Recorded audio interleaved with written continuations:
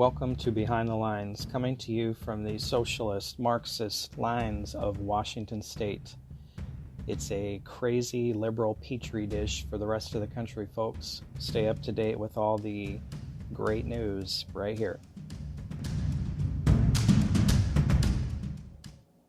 A well-regulated militia being necessary to the security of a free state, the right of the people to keep and bear arms shall not be infringed.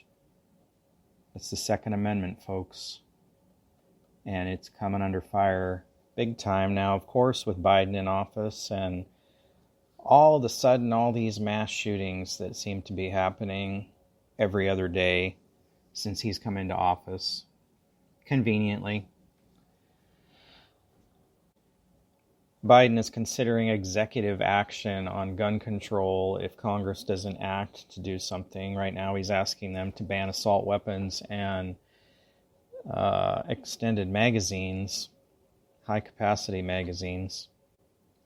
His executive orders included strengthening background checks or increasing community anti-violence funding. So it wouldn't be much. I think he knows better than to try to go forward and just take executive action on banning high-capacity magazines and assault weapons. He's also considering regulating ghost guns, which are guns that are assembled at home that don't have serial numbers, making them more difficult to track. Biden is publicly calling for tighter gun laws after the Boulder, Colorado incident. I personally have no problem with background checks. I think they should be done, but banning certain types of weapons and magazines is pointless. It's not going to do anything.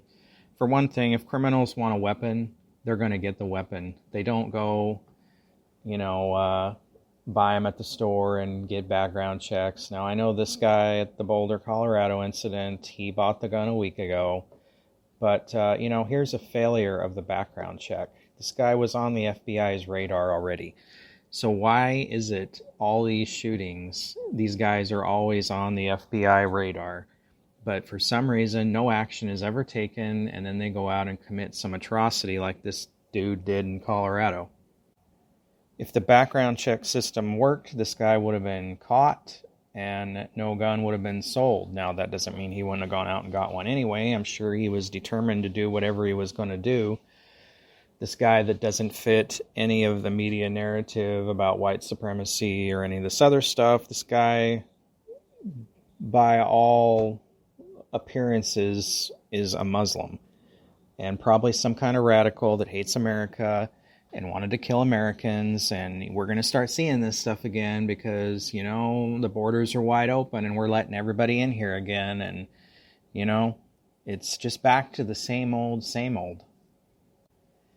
Biden said that he doesn't need to wait another minute, let alone an hour, to take common sense steps that will save lives in the future, and I urge my colleagues in the House and Senate to act. Well, if you're going to use some common sense, start prosecuting criminals. Start taking action on people that are on your radar. Why do we even have a radar if we're not going to do something about these people? Instead, we're going to take action against law-abiding citizens, because that's always the answer with Democrats, is to go after, Joe Plumber, who's not doing anything but owns a few guns, and he's just trying to live his life and go to work and pay his taxes, but we're going to slap all these regulations on him because somehow that's going to save lives. All these little feel-good, sound-good PC laws they come up with don't do anything.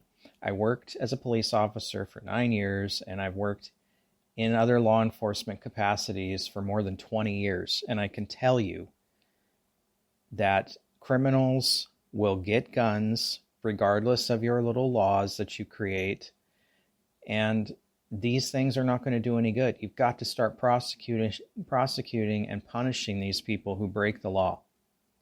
And this seems to be a huge problem all across the U.S. right now. Criminals are not being prosecuted. They're not being jailed. Instead, they want to release these people and give them chance after chance. And I don't know if it's naivety or just stupidity, But these courts and prosecutors have got to start doing their job, and that's where people's lives will be saved. People coming into this country should be vetted. If they have anti-American background or beliefs, then they shouldn't be allowed in here. I mean, why are we letting these types of people in the country? Why is this country just an open door to anybody who wants to come here? No other country in the world is like that. No other country has immigration laws, and I say that extremely loosely. We're not enforcing any laws. When you don't enforce the law, you're going to have a lawless society. Plain and simple. Common sense. It's very easy for criminals to get guns without going to the store. You've got all these gang problems in these major, especially Democrat cities right now, because laws aren't being enforced, people aren't being incarcerated. And this is the result. People are trying to say mass shootings were down last year because of COVID. Well, no. That people still went shopping into grocery stores, and none of, all the major big box stores were still open, and people were still going there. So if somebody still wanted to shoot some people, they could have done it. So I think there's something else to it. And it's just interesting to me that as soon as the Democrats have total control, all of a sudden there's hundreds of mass shootings, in a month. If you look at statistics, in 2020, there were only 615 total mass shootings, and that's pretty much defined as 3 or more people shot at a incident. So far this year, we're over 180 for the year. And at that rate, we're going to blow 2020 out of the water. In the last few days, the Ninth Circuit Court of Appeals out of San Francisco had a very controversial new gun control decision that appears to rewrite the Second Amendment. In deciding the case Young versus State of Hawaii, the split court Wednesday decided that openly carrying a handgun is not constitutionally protected outside an owner's house, which is a very limited opinion that challenges several states that allow open and concealed carry. Hawaii has very strict gun laws, basically limiting permits. You have to have a permit to carry a weapon, and pretty much limited only to law enforcement. So essentially this ruling says you can only have a gun in your home and cannot take it outside of your home. And like the NRA has said, the ability to defend yourself and your loved ones is one of the most basic fundamental rights, and this is true. Again, criminals don't care about your gun laws. I don't know how much simpler you could make it, and anybody that's worked in or around law enforcement or known any kind of criminal, that these people don't care about laws and they have their ways of getting things, and getting a gun illegally is very, very easy. And your little gun laws are not going to change anything about that. All they're going to do is make it easier for criminals to assault and accost law-abiding people who will have the inability to protect themselves. Anyway, this Ninth Circuit Court of Appeals case is going to get sent up to the Supreme Court. Who knows what's going to happen there? That seems to be a mixed bag in these days. But in the 21st century, the Second Amendment has been subjected to renewed academic inquiry and judicial interest. In Heller, the Supreme Court handed down a landmark decision that held the amendment protects an individual's right to keep a gun for self-defense. This was the first time the court had ruled in the Second Amendment guarantees an individual's right to own a gun. In McDonald versus Chicago in 2010, the Supreme Court clarified that the Due Process Clause of the 14th Amendment incorporated the Second Amendment against state and local governments. In Catano versus Massachusetts in 2016, the Supreme Court reiterated its earlier rulings that the Second Amendment extends prima facie to all instruments that constitute bearable arms, even those that were not in existence at the time of the founding, and that its protection is not limited to only those weapons useful in warfare. So the Supreme Court's already ruled on this. I don't know why it has to be revisited. I've made hundreds, maybe thousands of arrests in my career in and around law enforcement, and I can tell you that I've taken numerous stolen guns off criminals, or unregistered guns, or whatever, black market guns, home-built guns. They aren't going to follow your little rules. Stop creating laws that negatively impact law-abiding people and go after criminals.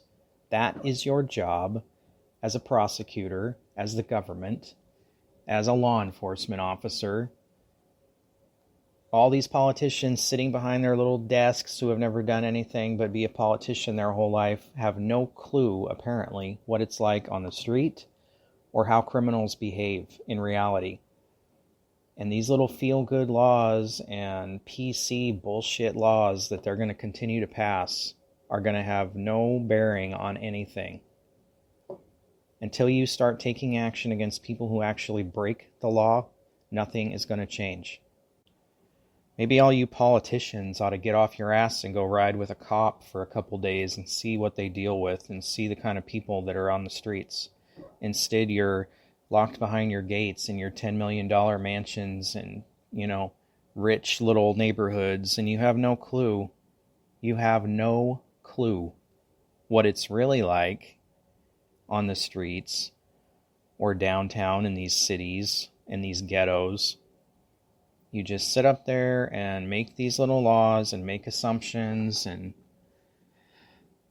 stroke your ego. You morons should really do something useful for once. Hey everyone, thanks for listening to the Behind the Line podcast. I hope you will subscribe to the channel so you can get regular updates. And if you're listening to this on YouTube, I hope you will also like it, share it, and subscribe on YouTube as well. You can find us on YouTube, Facebook, Anchor, Spreaker. We're on various other podcast platforms. And you can find me on LinkedIn under John Washington. Again, thank you for listening. We appreciate your support.